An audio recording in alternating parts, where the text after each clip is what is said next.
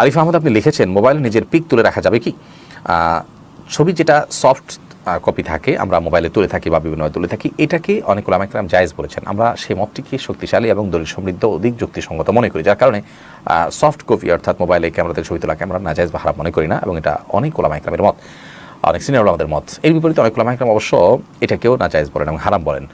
তো সেই জন্য একান্ত প্রয়োজন না হলে যথাসম্ভব এই ধরনের ছবিগুলো না ওঠাটা তাকওয়ার দাবি। যখন আমাদের ইখতিলাফ আছে হালাল হারাম নিয়ে, আমরা এটাকে অ্যাভয়েড করতে পারলে সেটা আমাদের জন্য নিরাপদ এবং ভালো, সেটা বলা বাহুল্য। আর যদি প্রিন্ট করা হয়, ছবি কি আপনি তোলার পর সেটাকে প্রিন্ট করেছেন, সেটা একান্ত প্রয়োজনে আপনি করেছেন, আইডেন্টিটির জন্য, পাসপোর্টের জন্য, কোনো আইডি কার্ডের জন্য, তাহলে সেক্ষেত্রে এটাই ভিন্ন কথা। কিন্তু এটা ছাড়া আপনার প্রিন্ট করা ছবিকে সেটা না যায়, এরপরে কোনো দ্বিমত কারণ নেই। তো মোবাইলের ছবি তুলে রাখা বিশেষ করে প্রয়োজনের খাতিরে, এভিডেন্স হিসাবে, কোনো কিছুর প্রমাণ হিসাবে বা কোনো কাজে লাগবে সেই খাতিরে আপনি তুলে রাখেন, এটা জায়েজ আছে ইনশাআল্লাহ বিদিনিল্লাহ।